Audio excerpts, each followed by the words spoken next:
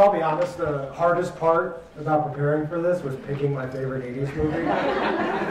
I could spend probably this half an hour debating whether or not Star Wars or Indiana Jones was a better trilogy, but I don't think the IdeaScale team would be happy. So my name is Pat Moy. I work in the innovation lab at First Data, and what I want to talk to you today is about how we approach problem solving and the perspective that we use, and hopefully give you all something to take back and use in your daily lives. So I'm going to quickly go through our innovation philosophy, and then I'm going to talk to you about the campaign we started and how we started it and how it came to fruition, what happened, and what we're doing next. And it's all part of this iterative process, which you've heard a little bit about design thinking. Some of you may be more familiar with that than others, but we live by design thinking every single day. And so it's all about getting things out there and learning every step of the way. So at First Data, we are, in the lab, we focus on three things. It's product innovation, client innovation, and employee innovation. I specialize in product and employee innovation. We have folks that specialize in client innovation, but really, at the end of the day, what it is solving problems. And what I like to call ourselves is agents of delight. Because without delight, you're not really going to change the world. And so, how do you find delight?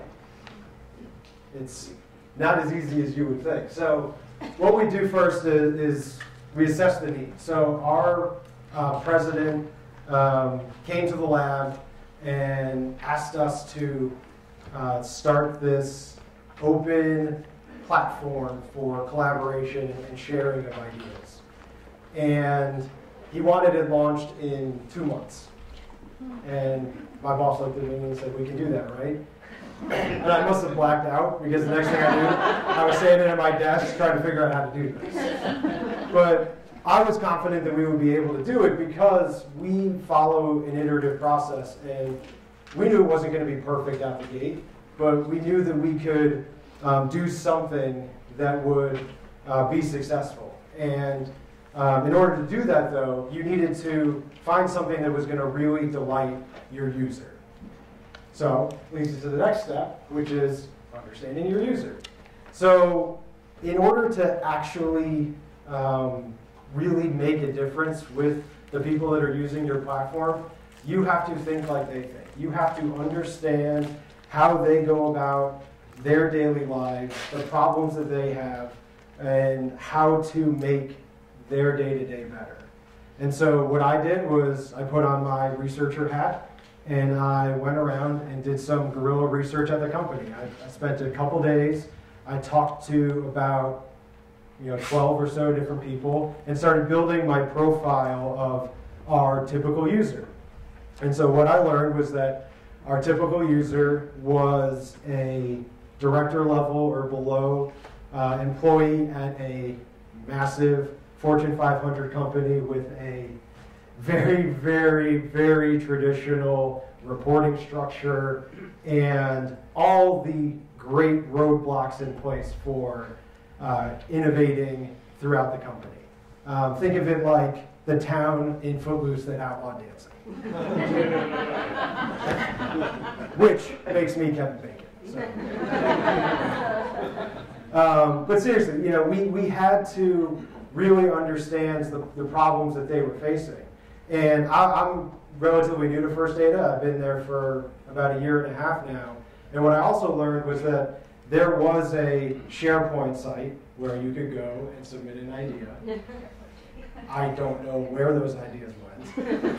I don't think anybody knows. I don't even know who built that form in the first place.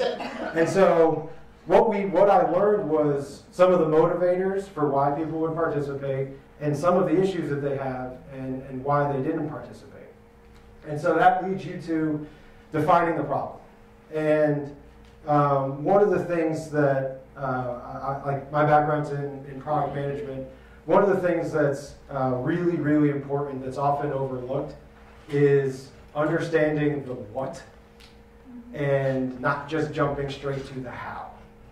And a lot of people will jump straight to the how because everybody likes solving problems. Everybody likes figuring out a solution. But if you don't understand the problem, then you're not going to be able to build a great solution. So what we always talk about is you can build the best mousetrap in the world, but if you don't have a mouse problem, what good is it? Yeah. And so what I learned was that our employees, they didn't think anybody would hear them if they submitted an idea, and they didn't know who to talk to evolve their idea and expand on it. We have this massive company with tons of different products and solutions, and having somebody in a call center come up with an idea, but they wouldn't know who to go talk to. They don't know the product teams. They don't know who's responsible for actually implementing that. And so there is that inherent hesitation with, if I don't know who to talk to, or I don't think my idea is going to be heard, then why would I submit one? So we decided that instead of just launching an idea submission platform, which would have been easy, we could have just said, here you go, submit your ideas, and we'll take a look at them or whatever. But the problem we were really solving for is, how do you make sure employees feel heard after submitting ideas? So it wasn't about the idea submission process. It wasn't about just being able to, put something out there. It was about, how do you make that employee feel like they are contributing and their idea is being respected, and the time that they invested in thinking about this and putting themselves out there was being returned. So now jumping into what we launched. So when we think about that problem, the problem we're trying to solve is really more of a process problem than anything. It's what happens after the idea was submitted. And so the way we look at things in the lab, and again, you heard a little bit about this earlier, we have 3 tiers of features that we look at with everything that we do. We have table stakes, satisfiers, and delighters. So our table stakes, that was the platform to submit ideas. Pretty basic. You need something to do. You need somewhere to submit the ideas. So we signed with IdeaScale, got it up and running. Josh was there and knows how hectic that was in those first 2 months. And we launched it to just the US only, so we segmented that because in the lab we have a much stronger expertise in the US region than we do internationally, so we didn't want to bite off more than we could chew. We wanted people to be able to log in with their first aid email. Simple enough. And we needed to have a good PR campaign.